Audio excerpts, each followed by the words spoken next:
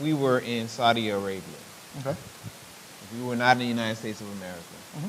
I could be persecuted and pained and tortured and everything else like that because I don't believe the majority, the religion of the majority. Mm-hmm. It is fine in China and Japan and all these other countries and stuff like that. We don't have the freedom to express ourselves without being people that are gay in Ghana and some other countries in Africa. Mm-hmm. Will lose their lives just To because lose their of that. heads. Lose their heads because of homosexuality. Mm-hmm. That is to take care of all of that. We're not supposed to be executing each other because I don't believe in this and I don't believe in that. The Christian right, that are my brothers in Christ, they do have their selective memory when it comes to remembering what freedom really stands for. Mm-hmm. You're free to worship God the way you are. You're free to not worship God. That's right. You're free to worship Allah or whoever you feel like is your social structure, and you're just as American as I am. You have just the same rights as I do. It's not the majority rules or whatever we think is what you have to do or conform to. Mm-hmm. That's where I come in. When it comes to abortion, mm-hmm. when it comes to things of that nature, I know that that's something that I don't believe in personally with my family. Mm-hmm. But if someone needs to get an abortion or wants to get an abortion or something like that, and they outlaw abortion, these same people that don't want big government want to outlaw abortion, mm-hmm. but how are they going to do that without invading on the privacy of every American citizen? You got to report how many people you had sex with. You got to report when you got pregnant. You got to, how do you keep tabs on that? You don't. You don't. But that's the point. Break up the moonshine industry. So there's some give and take as far as we're not a theocracy where the religion determines the religion of the majority tells everybody who lives in that country this is the way it's going to be and this is how it's going to be. And that's something that I can, as a Christian, separate. My worship and my beliefs, I'm not going to force them on anybody else, but I'm going to live my life, and then if that doesn't go along with my life, I can talk to my children. As a Christian, you would agree that since you are anti-abortion, you don't support abortion, well, you're okay with it being lawful, but you would agree that money that you make should not go towards someone having an abortion. You would agree with that, right?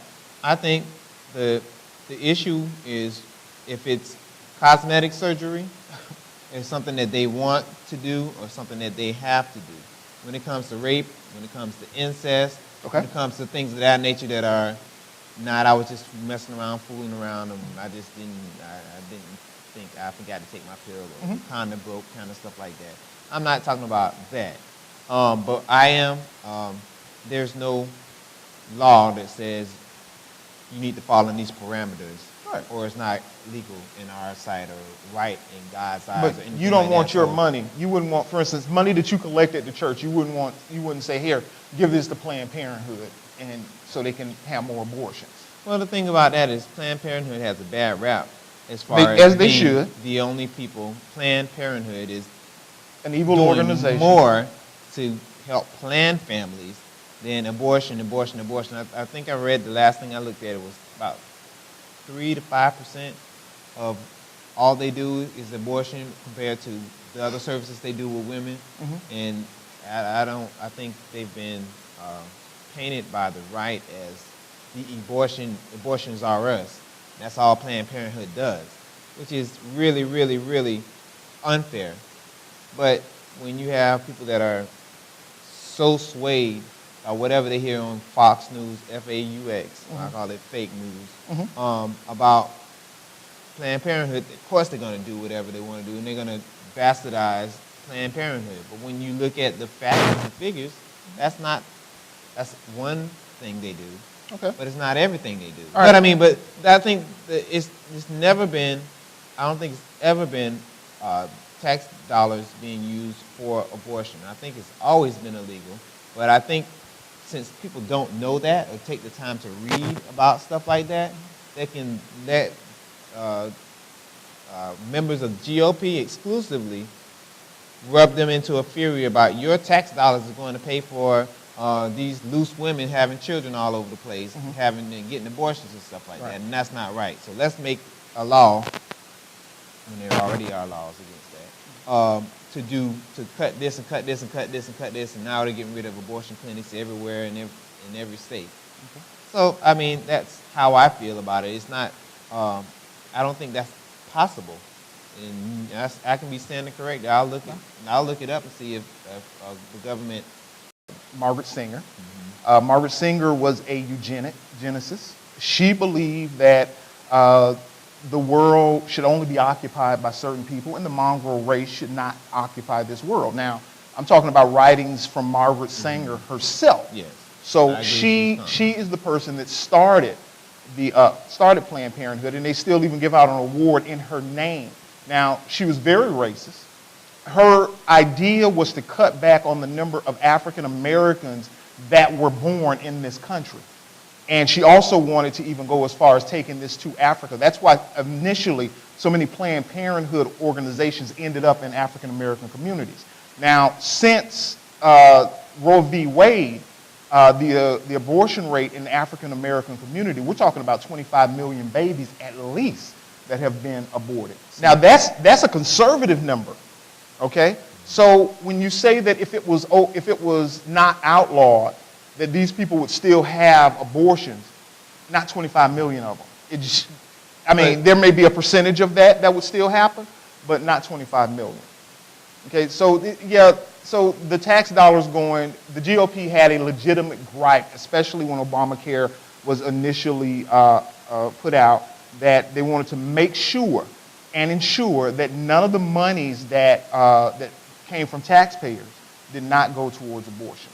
So they were very legitimate in that concern. So now, I didn't mean to get too far off into religion, but okay, we have a couple of things that we're going to talk about tonight. Now, we're going to talk about, Sean Hanity and Tavis Smiley. Tavis Smiley, right? Yeah. Now, we just had a conversation about Tavis, and he's not exactly your hero. No, not by a long shot. Right. He started out very good. And then I don't know what Obama did to his mama or his grandmama or something. He did something. Obama must have got with his, I don't know. I don't know.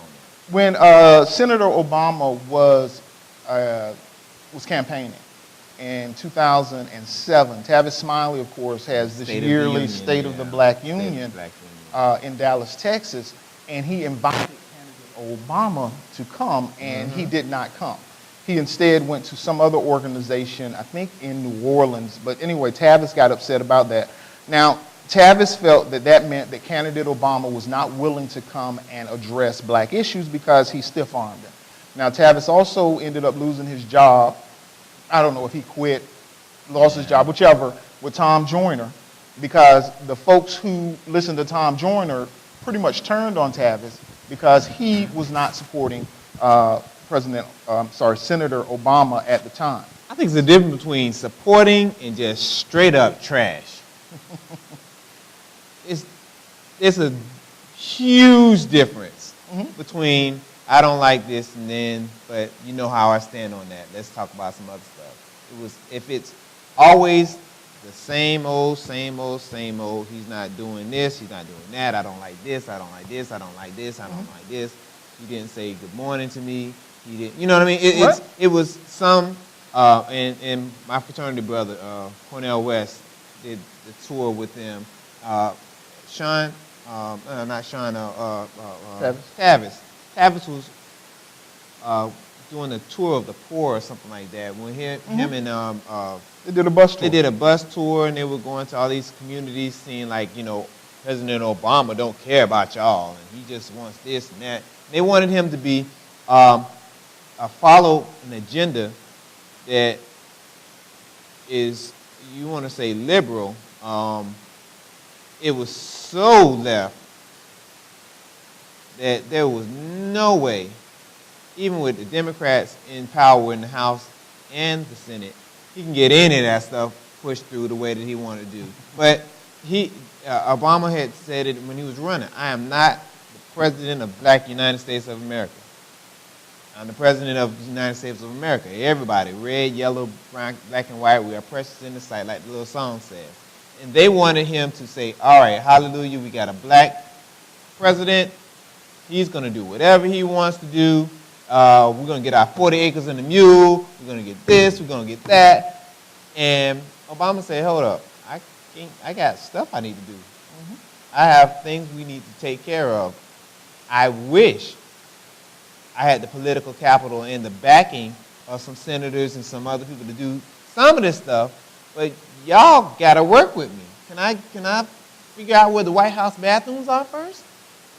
They went and crucified that man as much as possible, thinking he was going to take this pro-black, and that's exactly what they were preaching, those white racists and all these little places all over the country. As soon as he gets in, he's going to take our guns, he's going to do this, he's going to do this, he's going to do this, and just scaring people left and right. Part of that was Obama's fault. I don't want to say that's part of his fault. Yeah, if he was born black, he was black. He made a statement that these people in these the guns and the guns cling to their Bibles and their Bibles and guns. So they got a little afraid of them. The truth hurts sometimes. Okay. But the point of the matter was, going back to Tavis, and he hasn't said one good word. I said it on Facebook. If President Obama picked Cocoa Puffs, picked Frosted Flakes instead of Cocoa Puffs, Tavis would be right there in the kitchen talking about, oh, real, you're a sellout. You ain't pick the Cocoa Puffs because they black, right? And that's just bad. It's just bad. And we're going to talk a little bit more about Obama and his race problem a little bit later. But we also have Sean Hannity, who is in this next clip that we're going to see. Sean Hannity and Tavis Smiley met and spoke about some of the goings on in these cities, and especially the protests that have popped up nationwide concerning policemen overstepping their bounds when it comes to Black Americans. Black Lives Matter, stop, don't shoot, hands up, don't shoot, I can't breathe. So all of these things are popping up. Sean and Tavis had a little conversation about it on the Hanity show on Fox News. So we're going to watch that clip right now.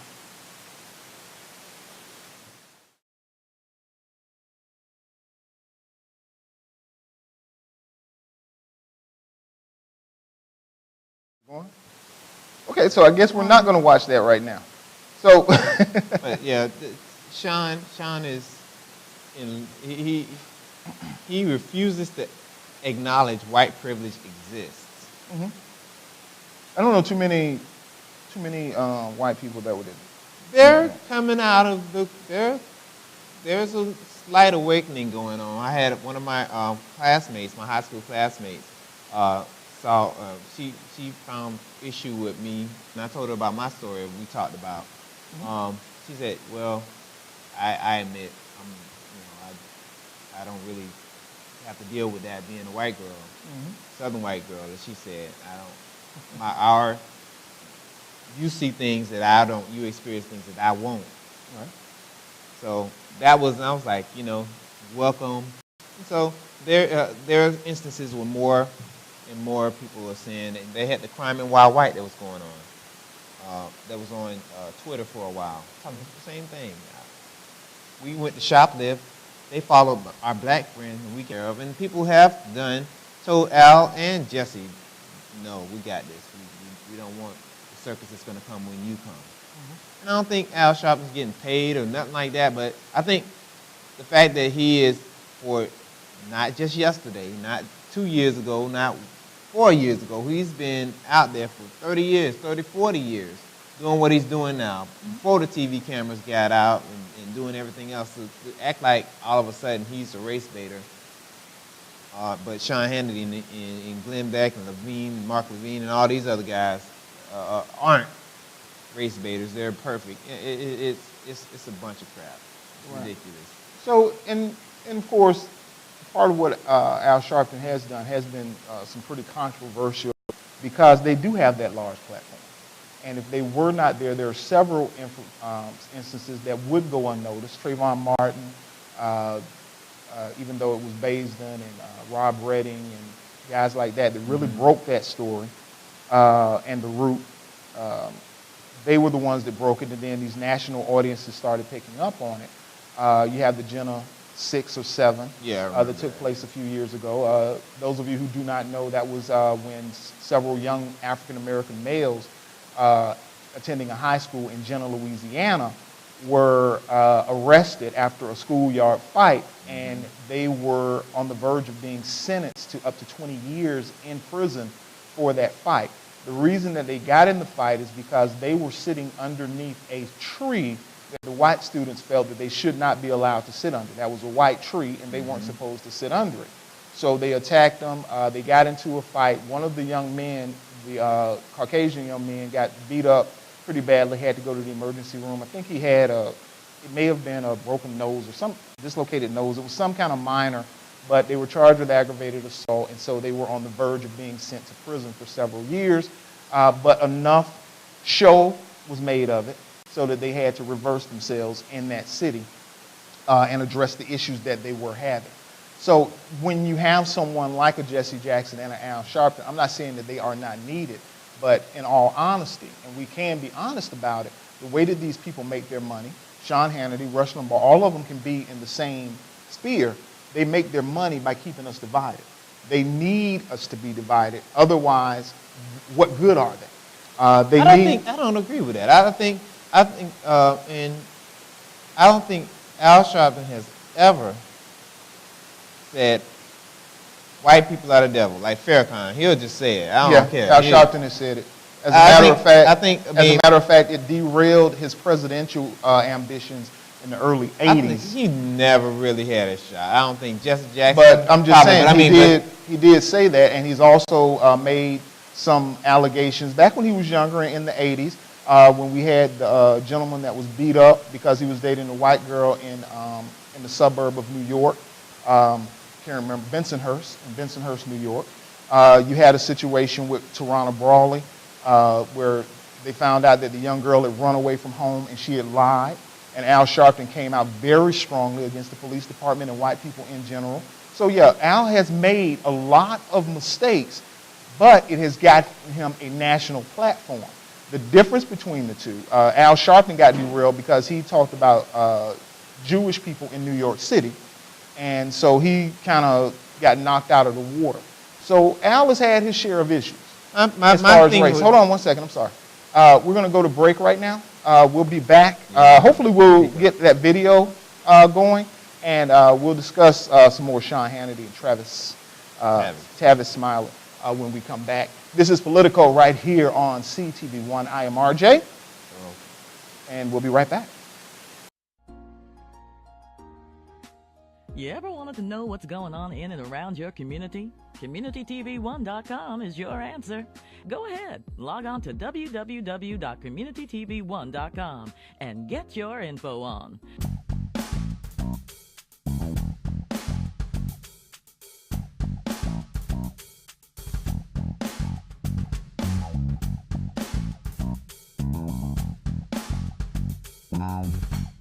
Crystal Joy Sound System Rentals and Professional Recording Studio is at your service. In association with Community TV One, the only community-based multimedia studio.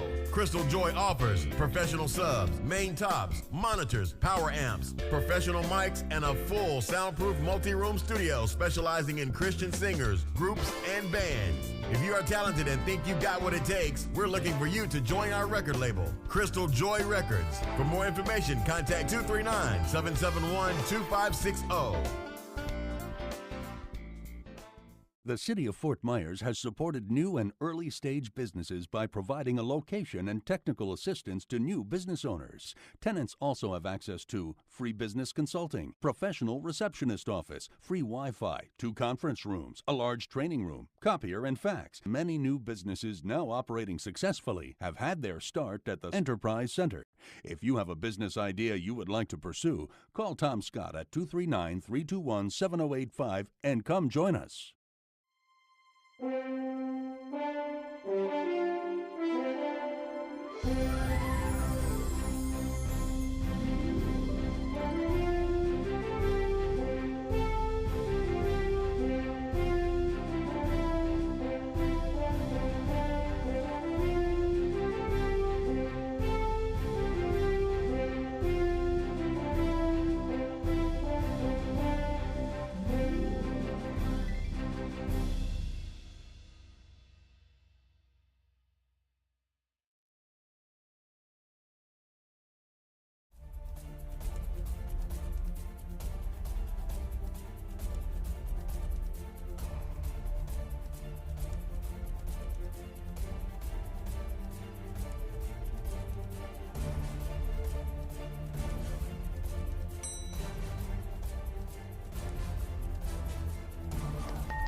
So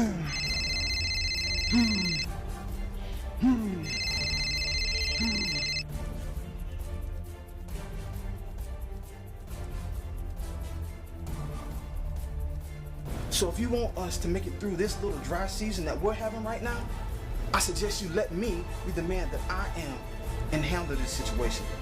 Oh, and yes, we are going to my mother's for Christmas. Case closed. That, my brothers and sisters, is how you keep Christmas.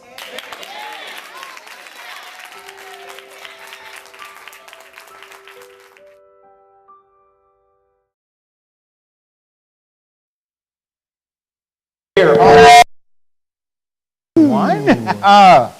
Yeah, that's what happens when you're live, folks. So, yeah, we're flying by a net here. We're working without a net here. So, please forgive us. A little bit of feedback there. Hopefully, no one had their headphones on and got hit by that.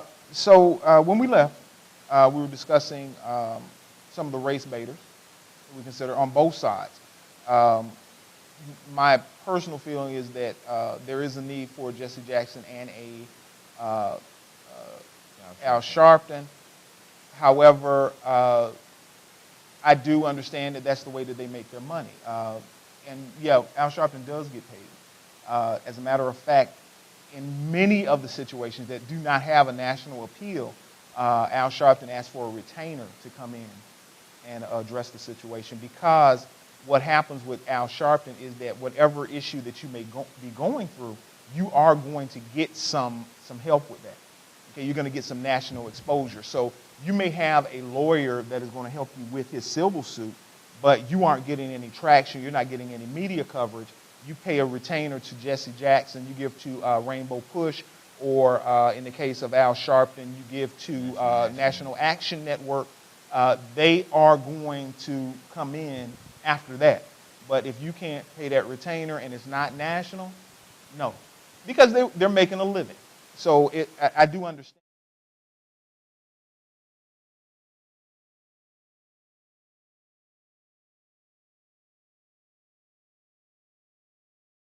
Brown's family had money to pay Al Sharpton. No, but they had national exposure. See, that helps. No. They had Trayvon Martin, his wife, his mom and dad, they were separated and everything else. They had money to pay Al Sharpton, the National Action Network, to come down. Okay, I'm going to say this again. If it is not getting national exposure, Al Sharpton isn't coming in unless he gets paid. Trayvon Martin was an unknown until TheRoot.com broke the story. And then you had people like Warren Ballantine, and eventually Michael Baisden finally picked up on it. He didn't want to at first. These people were not talking about Trayvon Martin and the fact that George Zimmerman was not arrested. Al Sharpton came in later on.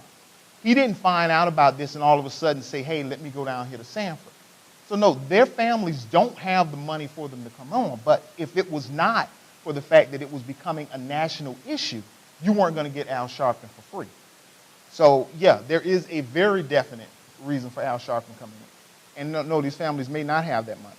So in these situations, and it's not always a bad thing. In some cases, that national exposure is needed to shine a light, especially in like the example of Jenna, Louisiana. That national exposure is needed for them to come in and shine a light on what's going on. So their presence is important in those cases. Now, there is a very interesting poll that came out. Bloomberg did a poll last week, okay, about race.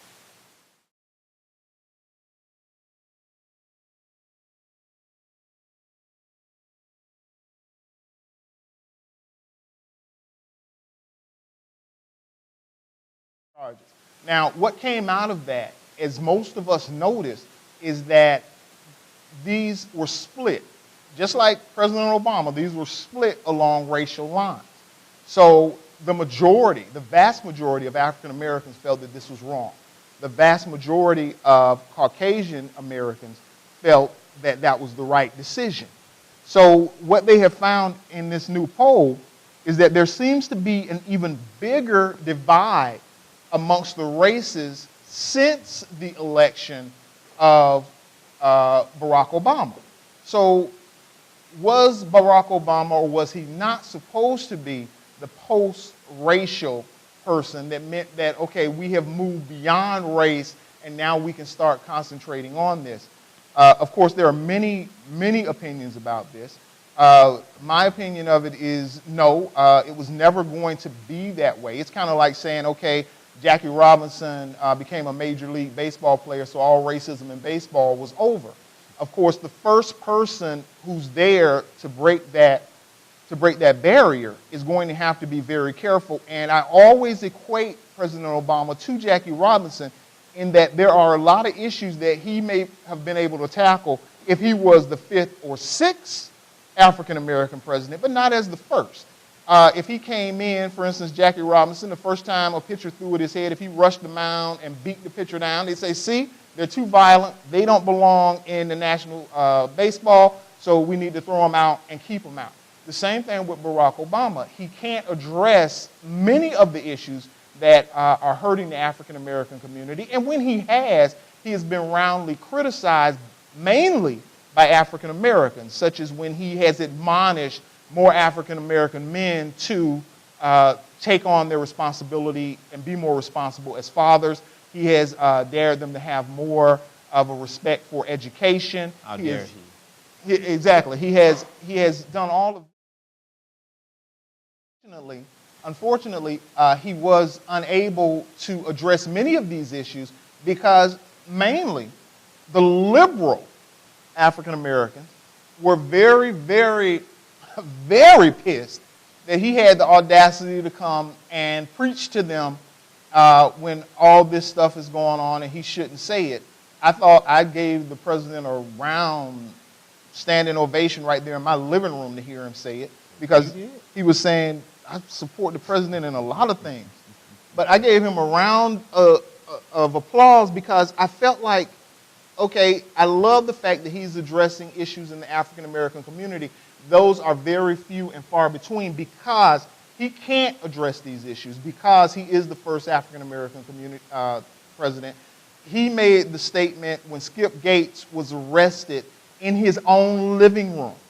And those of you who don't know who Skip Gates is, he's a Harvard professor of history, very well known. He has an outstanding documentary out about Africans in America or blacks in America, and it is outstanding if you get the opportunity to see it. Also Africans in South America.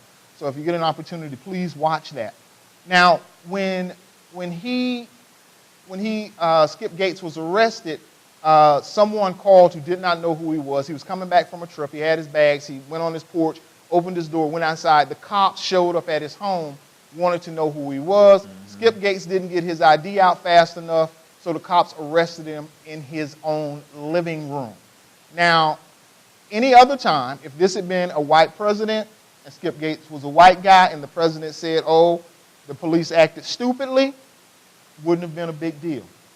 The first black president said about the arrest of an African-American professor in his own living room that the police acted stupidly. And all of a sudden, he had to bring the offending officer to the White House, not only meet Michelle and the kids, but go out in the garden and have a beer with the guy. Yeah. So there are a lot of things that as the first African-American, Barack Obama cannot address.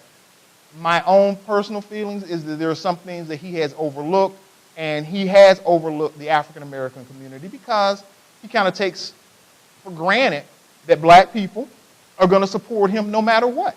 Oh. So you can have 12% unemployment in the black community, and we still support him at a rate of 90%. So even after he signs an executive order for immigration, illegal immigrants, he didn't sign any kind of legislation or executive order that would help more African Americans get jobs, but he was willing to help illegal immigrants. We still support him at a 90% clip.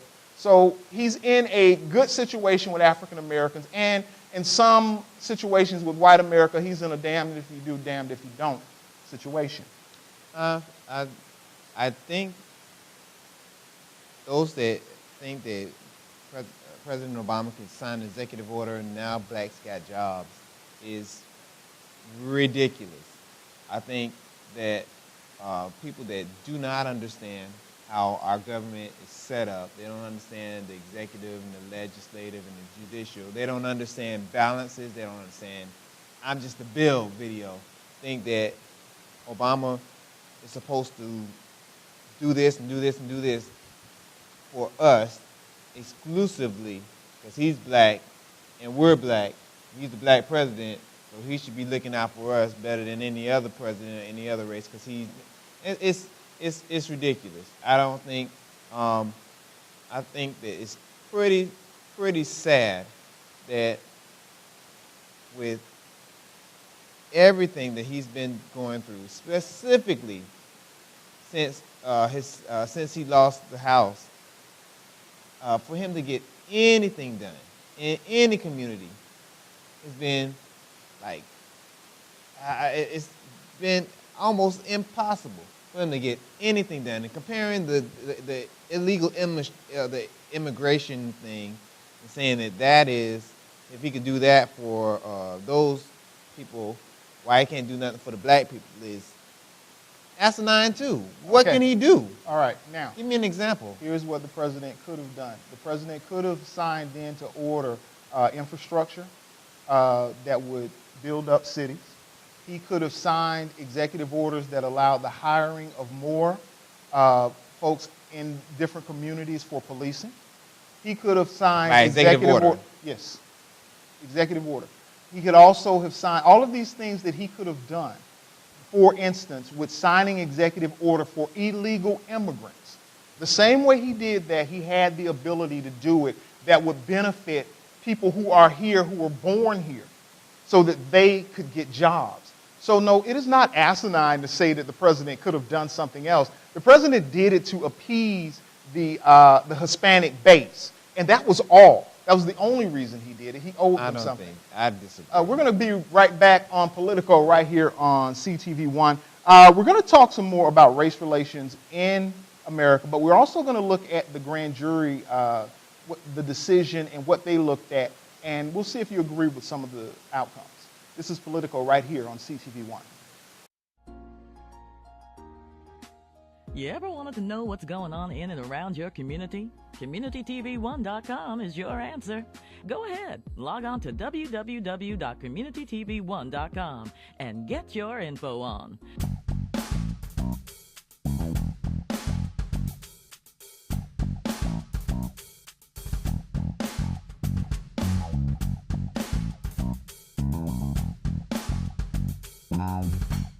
Crystal Joy Sound System Rentals and Professional Recording Studio is at your service. In association with Community TV One, the only community-based multimedia studio. Crystal Joy offers professional subs, main tops, monitors, power amps, professional mics, and a full soundproof multi-room studio specializing in Christian singers, groups, and bands. If you are talented and think you've got what it takes, we're looking for you to join our record label, Crystal Joy Records. For more information, contact 239-771-2560.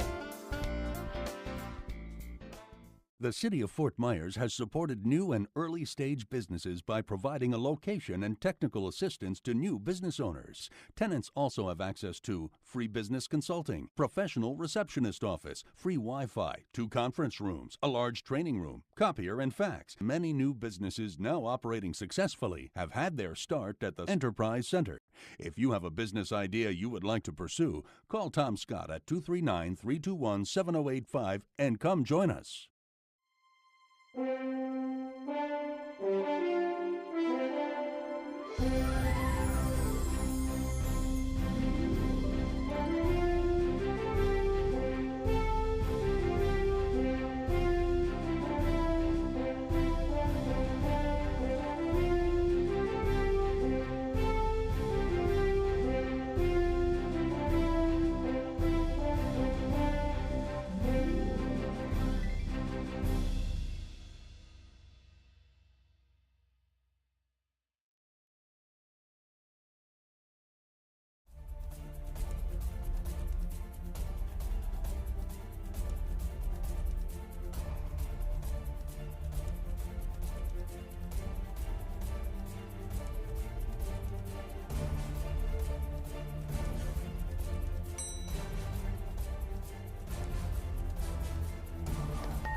So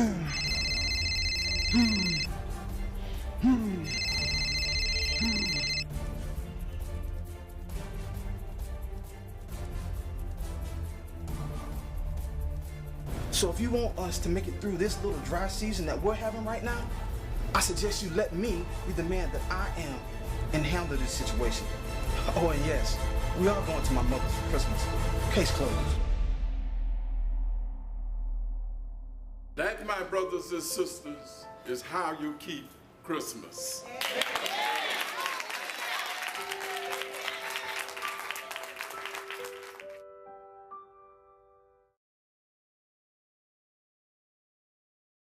RJ, along with Earl Sparrow. And guys, thank you so much for joining us. Remember, if there are topics you would like to let us know about, please hit us up on Facebook. Definitely. Also, if you have any What's up, Will? questions What's going on, man? or anything you'd like us to discuss, please hit us up. I'm assuming you're talking about Will Muhammad. Oh, of course. He's one of our biggest fans. Yeah, so yeah, hit us up right here on CTV1, and we'll definitely try to engage the topics that you would like to discuss. Now, we have a chart up, and this has to do with the Ferguson issue. There was a video that we had, but unfortunately, due to technical difficulties, we're unable to play it. This was of Sean Hanity and Tavis Smiley discussing the Ferguson situation.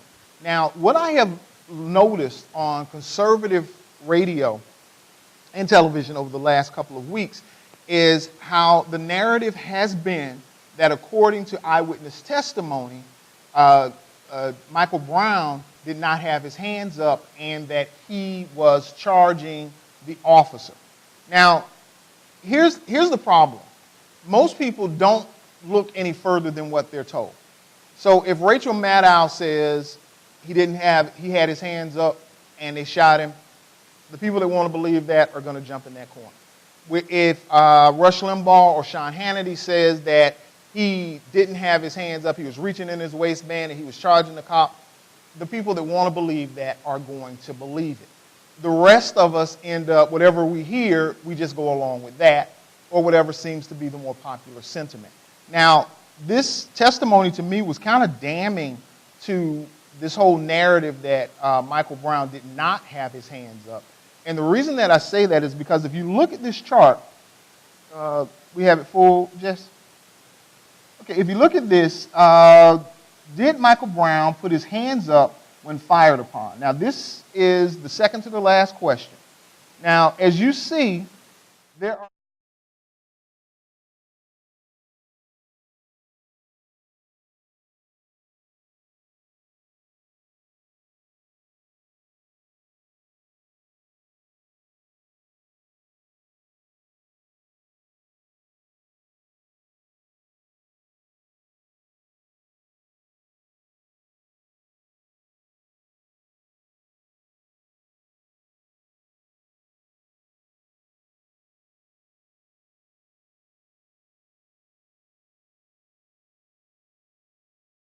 that were pro-Michael Brown were cross-examined versus the witnesses that were pro-Darren Wilson, they were not cross-examined.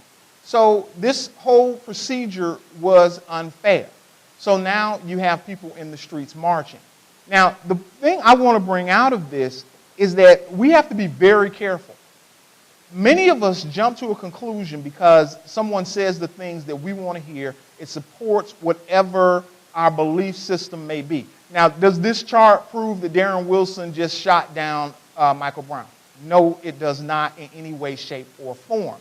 Does this tend to support the idea that at the very least there should have been a trial? Yes, it most certainly does. So basically what happens, and this has happened with most of the people that I have had discussions with, they come out with half-truths and half information, but consider that they know it all. And this is a situation most definitely where there is some more in-depth studies needed.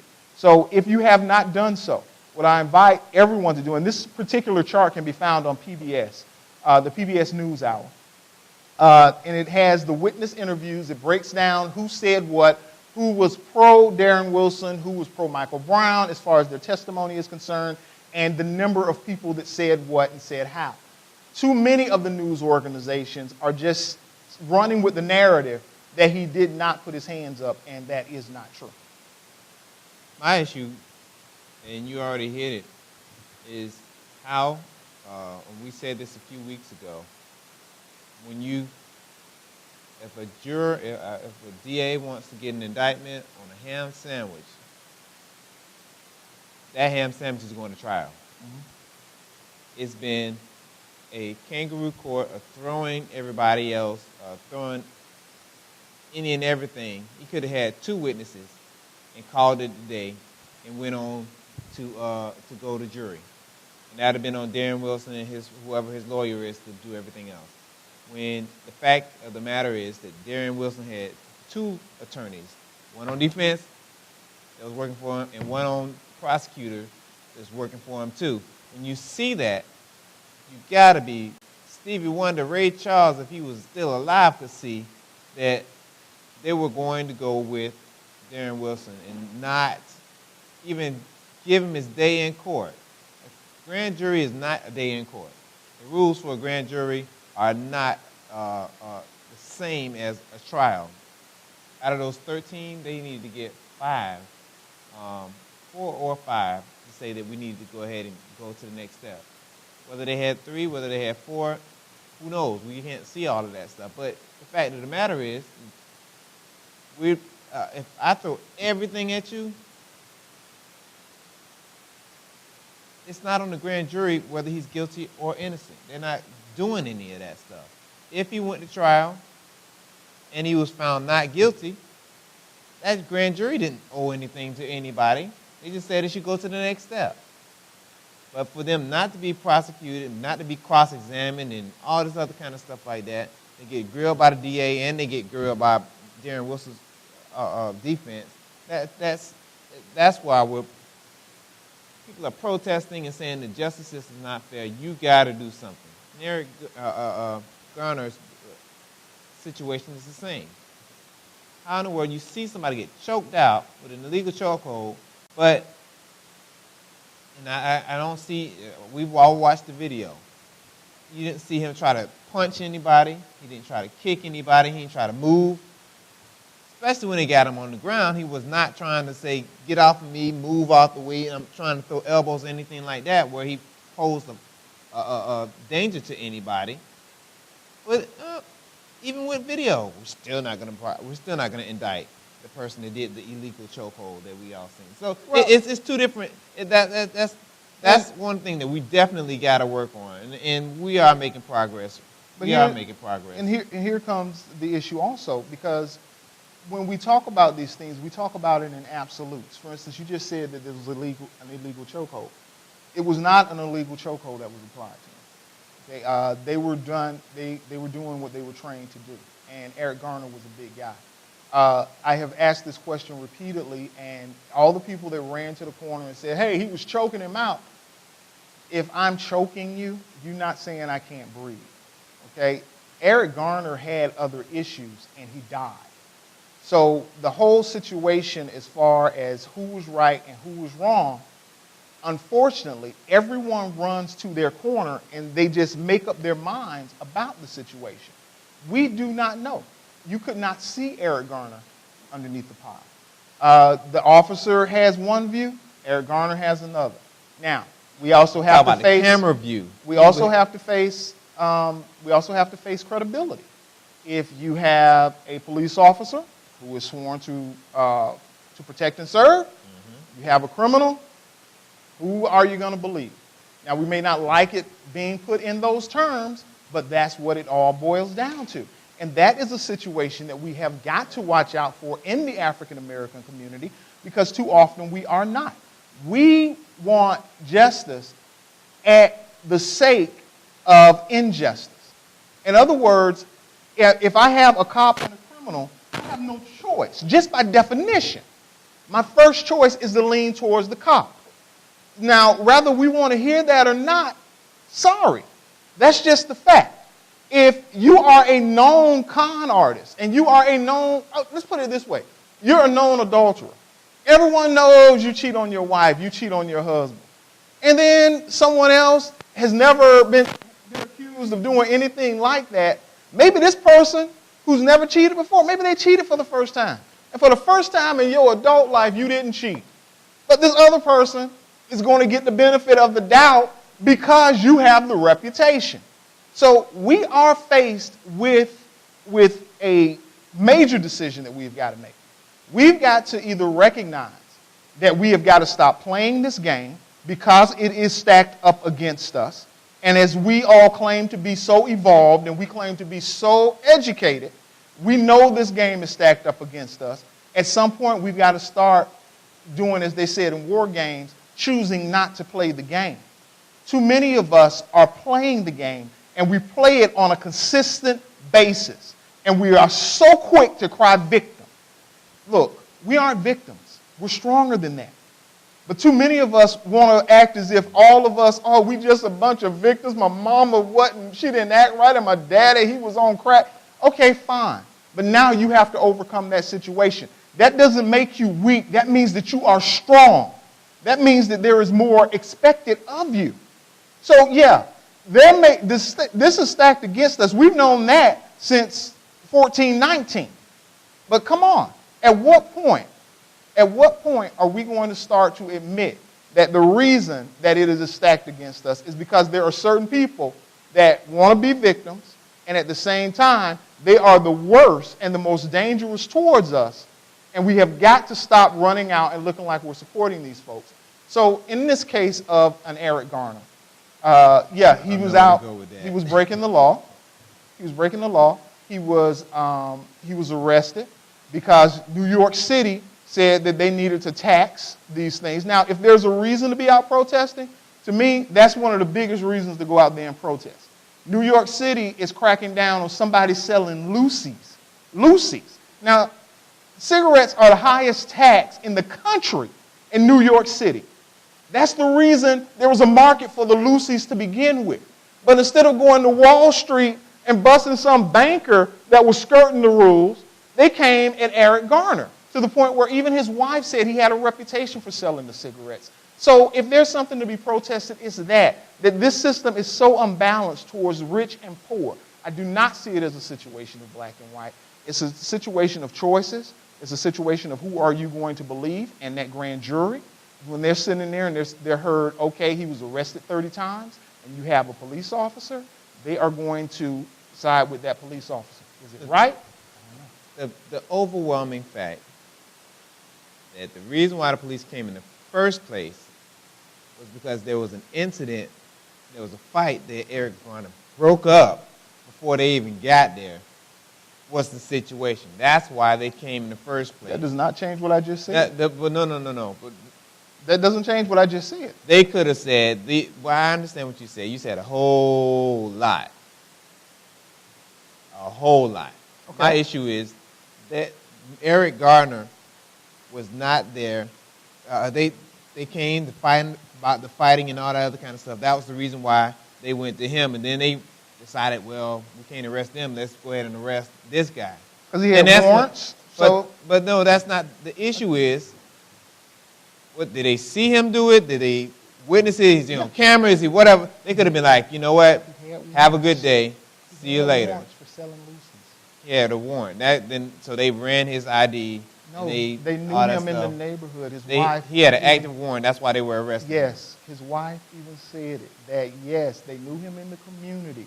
So when he had an active warrant when they arrested him. Yes, he had an active warrant because he had been filmed. They had evidence or witnessed. He had been witnessed selling loosies. The black store owners on the street had complained about him out there selling loosies. Just like if you're running a business and you have to pay the taxes that the law tells you have to pay, and here's some guy who's able to skirt the law and come out and make money that you ordinarily would be making. Mm-hmm. So they were upset about that, so they called law enforcement. So, yeah. They called law enforcement, and that's the reason why the police came. You just said the reason that they came was because of a fight. Okay, here's the thing, Earl. If the police were to bust in here right now and they say, hey, Ron, hey, Earl, how y'all doing? And we say, hey, how y'all doing? And they're talking and everything. and across the radio it comes that there is a warrant out for my arrest, law enforcement has to take me in because they recognize me as having a warrant out for my arrest. They can't just say, you know what, Ron just was talking some good stuff and he was saying some good things about the police department, so we're going to give him a break and not arrest him today. That's not the way it works. So, yeah, warrants. For us. Again, some of us are going to cry victim. It don't matter what. Ain't no crying victim. Give me a break about the crying victim. We're going to cry victim. There's two different justices. It doesn't matter. We're going to cry victim. So if, again, we end up putting ourselves in a situation where we sound as if we are protecting the so-called thugs. And that is that's part of what gave rise to the gangster culture in our communities. We had a chance back in the late 80s when 2 Live Crew came out. There was a judge down in Dade County that was trying to ban 2 Live Crew's music. And they're nasty as you want to be. He felt like there was obscenity in it, and it was against community standards, and this just can't be. So he was trying to get them in jail or get them arrested every time they performed. He was trying to get their music out of stores. Well, Luke Campbell and his crew, who were marginally talented at best, got national exposure because of that. And they also got national support. Who supported them? We did. Why? Because they were able to thumb their nose at that white man.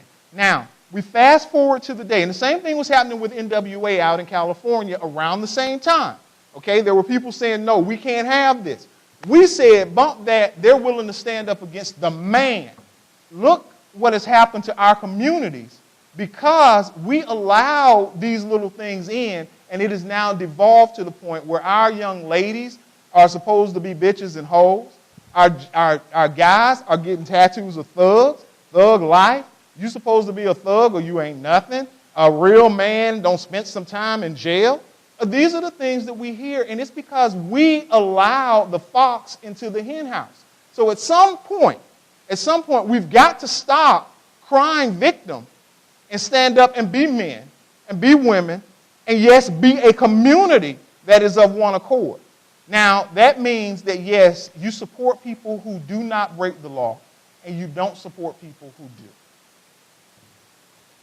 So supporting the black community supports criminals, and I'm trying to make sure I got everything you did. We supported 2 Live Crew and 2 Live Crew and obscenities and all that stuff is the reason why all our boys and I think yep, that's the reason. That plays a role. That's one of the biggest reasons. The biggest role. The biggest role to me, where our young people are being failed left and right, is something we haven't had a chance to get into, is the school system that will suspend and kick them out and expel them and everything else like that. That school to prison pipeline. Because they were acting like angels. No, I don't say anybody's poor little black kids, we were being angels. I'm saying. And they kicked them out. Here we go again. Can I talk? All right. So we're dealing with kids that are in school trying to do what they need to do. Teachers doing whatever if they do the same offense. And they just kick them out. They doing what they need to do. If there is a situation there, and you'll see at ALC and all these other schools, these kids get pissed off at their teachers, end up saying education's not for us, so I can do this, I can just be an athlete, I can just be a rapper, I can just sell drugs, I can do everything else. And that plays a role too. There's many Where did that roles. Come from? That mentality comes from being rejected. It don't come from gangster rap. They don't have nothing to do with it, right? That has nothing to do with what I just said. That this is the evolution. The chickens have come home to roost for what we allow into our own communities. Again, we're going to come back. We're going to go to break right now. This is Politico right here on CTV1. Don't forget, you can hit us up on Facebook if there's anything that you would like to discuss with us. We are here, and we do welcome your comments. I am RJ. This is Sparrow. We'll see you in a few. We'll be right back, folks, with our last segment. You ever wanted to know what's going on in and around your community? CommunityTV1.com is your answer. Go ahead, log on to www.communitytv1.com and get your info on.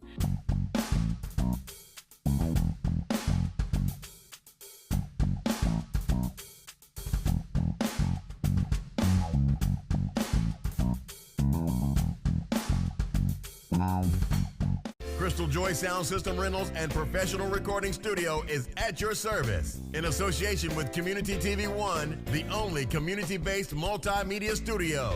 Crystal Joy offers professional subs, main tops, monitors, power amps, professional mics, and a full soundproof multi-room studio specializing in Christian singers, groups, and bands. If you are talented and think you've got what it takes, we're looking for you to join our record label, Crystal Joy Records. For more information, contact 239-771-2560. The City of Fort Myers has supported new and early-stage businesses by providing a location and technical assistance to new business owners. Tenants also have access to free business consulting, professional receptionist office, free Wi-Fi, 2 conference rooms, a large training room, copier and fax. Many new businesses now operating successfully have had their start at the Enterprise Center. If you have a business idea you would like to pursue, call Tom Scott at 239-321-7085 and come join us.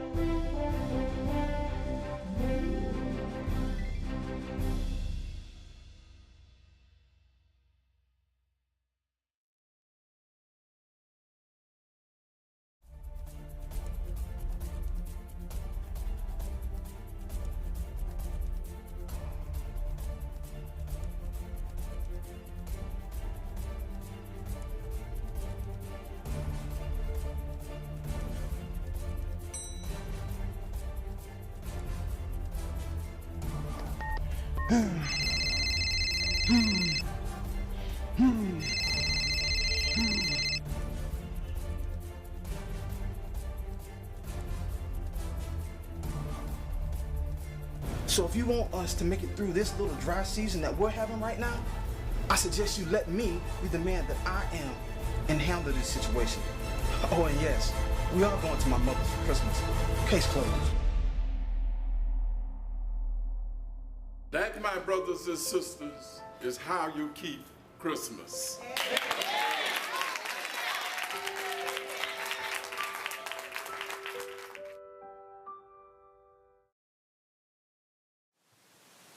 And welcome back to Politico right here on CTV One. I am RJ along with Sparrow. Now, Earl feels that he's not getting enough time to talk. So I'm going to let Earl talk. It's yours. All right. Thank you for, yes, this is wonderful. We have just sat here for 2 minutes. Let me tell you what we just did. We sat here for 2 minutes. We talked about sharing the mic, but then instead of starting on our next segment and everything else like that, we just said, what do you got to say, Earl? And that's not right. Yeah, you can't feel like that's where we left off, but that's all right. I was talking about whining black people. We're talking about whining victims, black people being the victim. Right. All right, we'll talk about that even when they get what they want. That victimhood mentality. I think that's a crock. Mm-hmm. I think it's a crock that a lot of, it doesn't matter if you're red, yellow, black, brown, or green, saying that black people play this victim role and victim, boo-hoo, they're racist on me, boo-hoo, the justice system ain't right, oh, get over it. That's a bunch of bull crap. That's a bunch of bull crap. We got to acknowledge where we are. We got to acknowledge the inequalities that are going on that we can control as an African-American community and things that we cannot control and work to move forward, progress together. I don't think President Obama can do it. I don't think our congressmen, well, we know Paulson and all the other people, they're too busy trying to repeal Obamacare for the 60th time, or I don't know what number they're on now. They don't care about that. I think progress right now is going to require everybody putting their best foot forward. Kids see there's no retired drug dealers. They see if I do go along this line of work, I know I'm going to probably won't even make it to 30. I'm fine with that. I give up. I'm not. There's no other. The struggle is more important than struggling to do my homework. Now, those people I cannot help. I'll try to show them a different way and let them do what they can. But if they decided that I'm going to take the hard road, which is going to end up me losing my rights, it's going to end up with me putting myself in a situation where I do have drugs and where I'm driving around with this car with these big rims and sound and everything that just screams I'm doing something illegal. I can't help that segment of our people. But to say that is the ills of, and this is something that you don't see. You don't see people in the white community saying that the worst of our race, those KKK and those people that smoke drugs and do meth and all this other kind of stuff like that, that represents us too, exclusively. But you do see people talking about the black community, the worst of our community is the majority, or almost all of us, we think that way, and that's how it's fine to treat us all that way, because that's what we all do. We're black, they're black, and they were criminals, so I don't mind you pulling me over or questioning me and doing all that other kind of stuff like that, and probably accidentally shooting me because you thought I or whatever. That's fine. That's not your problem, Mr. Officer. That's their problem, because if you're looking for them and you think I'm them and you can't tell the difference. So I'm sorry, you'll get acquitted anyway, so you won't even get indicted. So that's fine. You'll probably get $1 million like everybody else to do. That's a bunch of crap. I'm saying this victimhood stuff is. I'm sick of hearing it. Me too. Sick of hearing it. I'm sick of hearing from the right. I am. That I'm so tired. You have. You're supposed to have this. You're supposed to have food stamps. You're supposed to have this. You're supposed to have WIC. You're supposed to have all these other kind of things. And I think Ronald Reagan was the one that came up with this fantasy where this black girl Shaniqua got 7 kids, and she don't have a job, and then she's just a welfare queen and all this other kind of stuff like that. When you look at it, it was actually Lee Atwater. He was Reagan's campaign manager. Well, we came in with Lee and Reagan. Could have stopped and say, "Hey, we're not going that way." Reagan didn't say no, so I would put that on the shoulders of Reagan. But people continue to run with that. The worst of our community, police them, put them on the news, put it in the paper, put it on everywhere else, and it continues to drive forward that the majority of black people are this way. The majority of black people have a gun. So if they look, no. This is what we're being blasted with on TV, in the paper. And gangster rap. Gangster rap. I agree. I think gangster rap is. We're there on that. I don't think somebody's going to listen to a rap song and say, all right, now I'm going to sell drugs because Jay-Z sold drugs. You don't? No, I don't. Okay. In my lifetime, I haven't seen what Fly sold drugs, so I'm going to sell drugs. Hey, okay. So I'm going That's to good. sell drugs. You've had a blessed life. Yes, I have had a very blessed life. That's cool. But those kids, and I think those kids that are that dumb, they say a life of crime is the life of me, still have rights, they still get abused, they still get prosecuted unfairly. I mean, I don't say harder. I don't want to say harder. Here we go with it. I'm not playing the game. I'm playing. Don't play the game. They won't the get treated stats harshly if they don't get in the system. The stats say a black person that does the same crime as a white person is going to serve a longer sentence. You hear that? So don't do the crime because you're going to get more time if you're black. So let's So talk black about, people don't sell drugs because you'll get more time. but the system is not fair. It's It not never fair will to be black fair. people, and it's never going to be fair. But- so we shouldn't play the game. So the justice system gets a pass. Who said that? I'm asking you. No. That's how the game is. So you know the game, so don't play the game. Right. You know the system is racist against you. It's going to throw the book at you for any and everything to get you, take your rights to vote and all that stuff away. So why do it? We are The together last on 10 that. people that walked out that door got shot to death. Are you going to walk out that door too? Yeah. You're going to get shot too. If you're going to walk through that door, it's going to be unfair. You are not going to have a chance. You are going to be treated disrespectfully. Chances are you have a 2 times more likely chance that you're going to see time by doing the exact same thing. So we don't do it. But now all of a sudden, wait a minute. Here's this video of this guy robbing a store with his bare hands. Oh my goodness. And he got shot and killed after he attacked the police officer. Here's this guy that all he was doing was selling a few looses. Yeah, he was breaking the law, but he got choked and he died, and now all these people are out there protesting him. Oh my goodness. They were criminals, but we still ran out and supported them. That's what the children see. And I'm going to continue to harp on that because and yes, they do look at Jay-Z and say, wait a minute, he sold drugs in Marcy Projects. I can do that too because I got some talent. I'm a rapper. I know at least 3 of them right now. 2 of them are dead. Okay, one had a pretty good career going on. I have no idea what happened to him, but he was making some nice change rapping. How did he finance it? By selling drugs. Why did he do it? Because Master P, Jay-Z, Plies, who never sold drugs in his life. Yeah, he had some thug relatives. Plies wasn't one of them. Ran out, but that was what gangster rap told them that was okay. If you can get away with it and you can get by, it'll be okay. So they're dead. And one, I have no idea what happened to him. I hope and pray that he's not on drugs or dead, but I do not know. So all of these things, they set to influence our community. Why? Because the deck is already stacked against us. And ladies and gentlemen, as long as we continue to be victims, as long as we continue to cry, oh my God, that system is so unfair. Okay, let's work to change it. Let's work real hard to change it. But at the same time, understand this. Understand this. If you get caught up in that system, that's your ass. Understand that. Now, am I saying something that I'm not used to saying? This is almost unfair. I've had this conversation with I don't know how many school kids here in Lee County. ALC, I hate that place. Hate it. Royal Palm, they got freaking holding cells.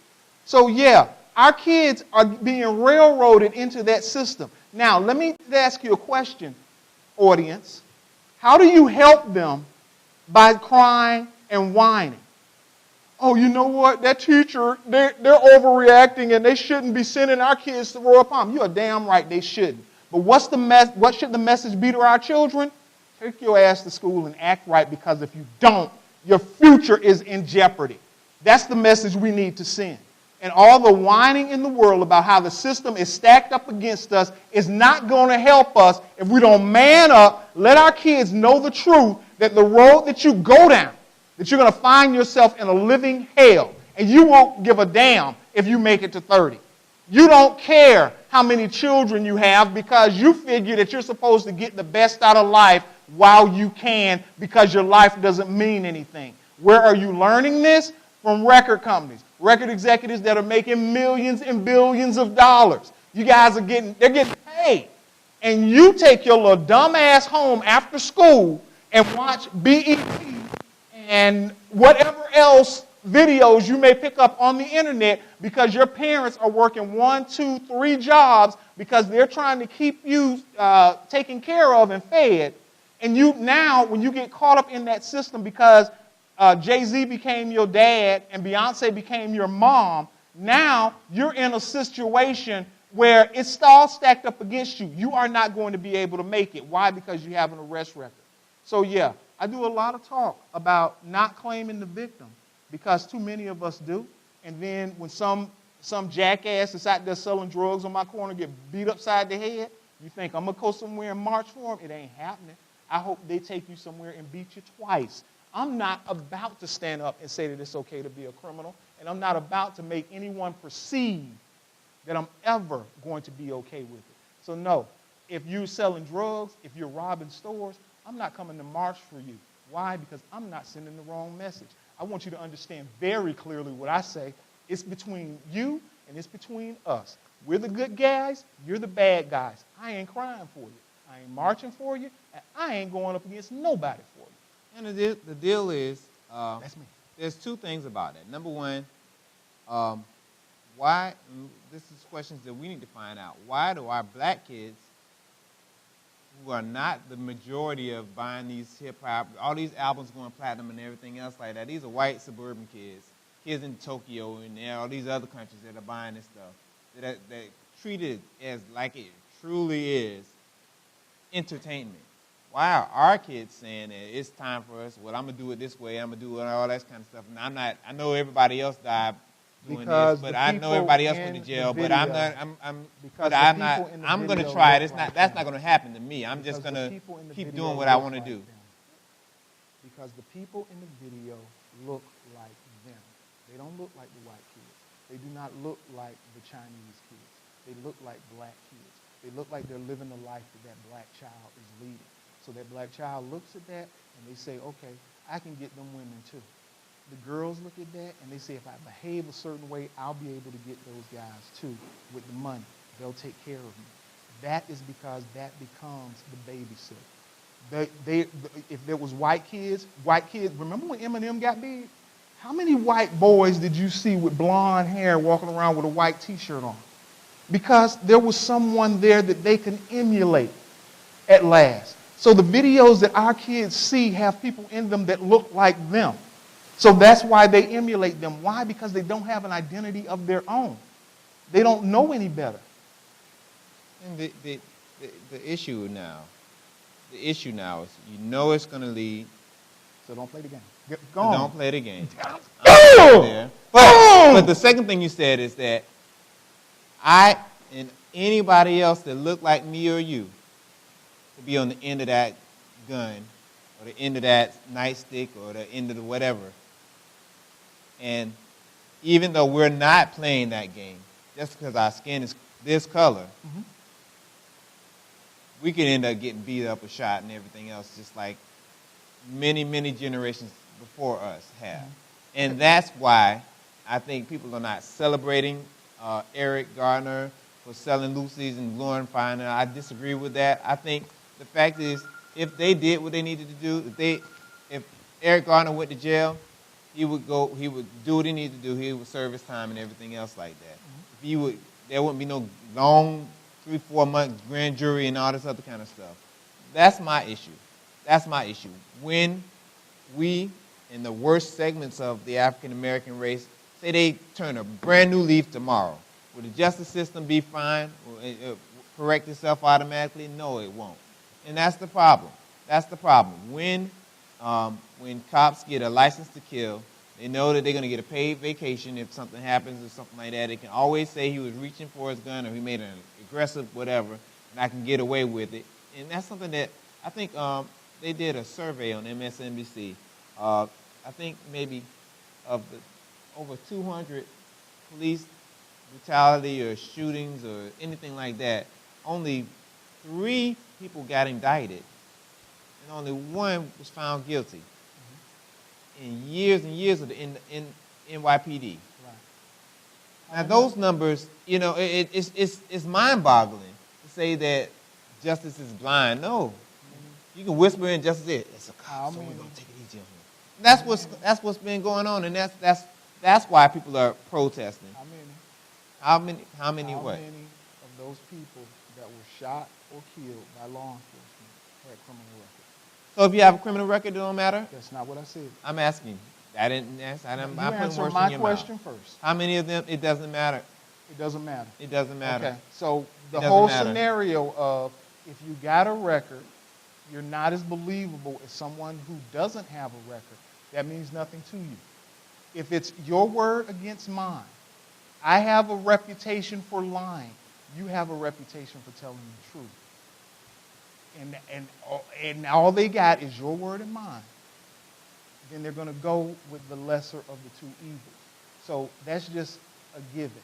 Again, if someone who is following the law is shot and killed and all of that, I'm with you. Go out there, throw Molotov cocktails all day long. Cuss them out, do anything you want to do. Not for criminals. We have a video that we're going to show. This is a young lady who was arrested. San Francisco Police Department went out of my head. I believe she's with SPD. I think it was San Francisco Police Department. I may be wrong. But we're going to watch this really quick video, and we'll have a little discussion on it. We only got 3 minutes, I realize that. Because I did not make a threat. I did not make a threat. I really did not make a threat. No, please talk to me, please. I did not make a threat. How are you going to arrest me and I did not make a threat? What we're going to do is we're going to take you down to precinct. How are you going to take me down to precinct and I didn't even make a threat? You need to calm down. I'm calm. You're not even trying to de-escalate here. You're escalating this by... Fucking bitch. You kicked me.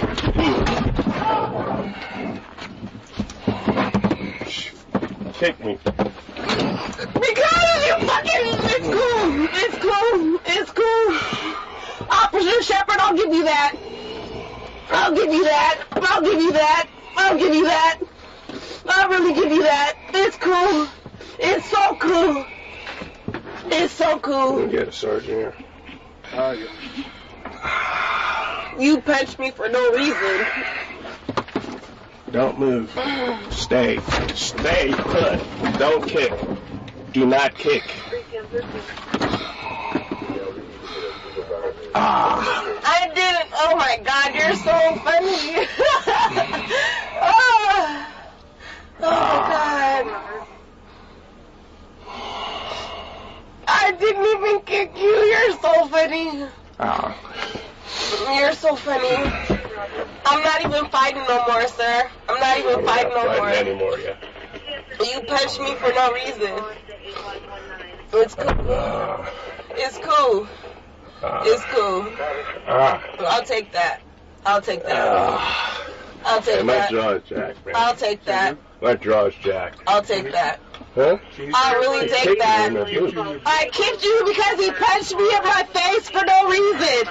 But it's Okay, it's obvious that that policeman knew what to do. That was a performance. My jaw hurts. My jaw, oh my gosh. Well, he broke her eye socket. He actually broke her eye socket. And now here's something to complain about. The grand jury in this situation returned a no bill. They decided not to press charges against this officer. Yeah. Because she kicked him and he was in fear for his whatever. Even again, it doesn't matter. The game is set against you. I don't know what to say. Thank God she didn't get killed, because he could have pulled his gun out and shot her, because that was a threat to his life, the way things are going now. Right, so what we want to watch out for now. But the funniest part, let me say this, the funniest part about this is that she did kick at him. She was already in handcuffs, but to say that, I didn't do anything, why did you do that, I didn't do it, I'm like, okay, all right, that's kind of crazy. It was kind of apparent that she was kind of high. Even at the beginning of the video when he's taking her and putting her in the car, there was a swipe at his leg, and this officer, basically, he was in save my job mode. When he was on her in the back seat telling her to relax, you could tell he remembered that camera was there. Oh, my jaw, I'm in pain. I wouldn't be surprised if he didn't go to the emergency room right after this to get himself checked out.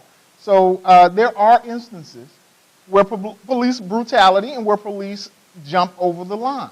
But the vast majority of these instances are not. In most cases, the police are not in the wrong. We can sit and name a few. And it's always tragic when someone loses their lives, of course. But let's be honest, the vast majority of these situations where law enforcement ends up taking someone's life, most of the time, and again, not having any hard figures, I'm going to go ahead and just say the majority of the time, what law enforcement is doing is protecting the lives of someone else or themselves when they come into this situation. And I think that's one of the things that we definitely need to look at. I deserve to go home after this and see my kids. Whether you do or not, I don't even care. And that's something that we need to definitely look at with the way people are being with law enforcement officers now. Every black male does not have a gun in this car. I don't know, we need to start looking at stats or something like that. How many African Americans actually have a firearm in the first place? If you don't, to justify all of these things, to find out how many of them ride around with them that are not. Get your papers, get correct. So that's. But the issue is that everybody, I'm fit the description of somebody. Mm-hmm. I could be in a suit coming from church. I'm still going to get pulled over. Right. Because somebody that look like you.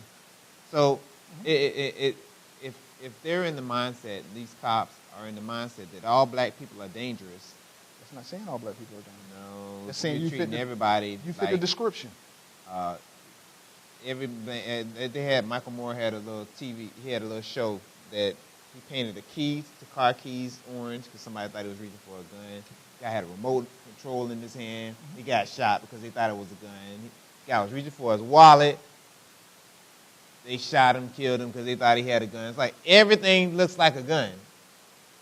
So until we figure out how to, we'll talk to our African American community, but for the police officer, police force, which is overwhelmingly white, to see anything in any black person's hand is a gun. Is that what they do? Shoot. No, I would say there are too many examples. Well, even with the toy gun with Tamir Rice, even if it was a gun, bam, no, put it down, no, put your hands up, no, it's just bam, shooting. That's how we got the whole Black Lives Matter. That was the Samuel L. Jackson moment of it was either him or me, and in that situation, it was definitely going to be him. When they pulled up, Tamir Rice was pretending to have a gun. The cop did not know it was a toy. He jumped out shooting. Was the cop wrong? I think in their procedure they were. They should have stood back and spoke to the guy from a distance. They shouldn't have ran right up on him. But when you pull up on someone and you think they've got a gun, now it's a quick draw situation. Either I'm going to kill him or he's going to kill me. I can't fault the officer for that. I can't in this situation. And that's what we have got to be objective now. We can't look at every situation and say that it's all about race. So we've got to pick our battles. That's what people say all the time. Okay, so next week we will not be here.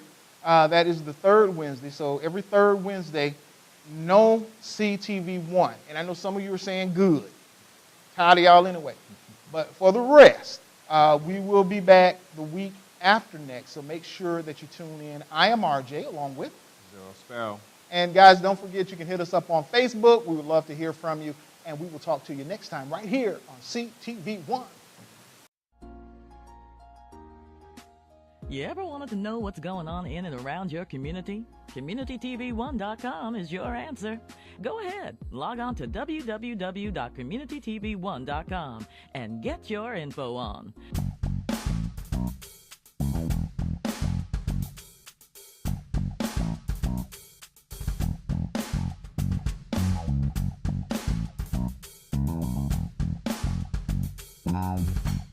Crystal Joy Sound System Rentals and Professional Recording Studio is at your service. In association with Community TV 1, the only community-based multimedia studio. Crystal Joy offers professional subs, main tops, monitors, power amps, professional mics, and a full soundproof multi-room studio specializing in Christian singers, groups, and bands. If you are talented and think you've got what it takes, we're looking for you to join our record label, Crystal Joy Records. For more information, contact 239-771-2560. The City of Fort Myers has supported new and early-stage businesses by providing a location and technical assistance to new business owners. Tenants also have access to free business consulting, professional receptionist office, free Wi-Fi, 2 conference rooms, a large training room, copier and fax. Many new businesses now operating successfully have had their start at the Enterprise Center. If you have a business idea you would like to pursue, call Tom Scott at 239-321-7085 and come join us.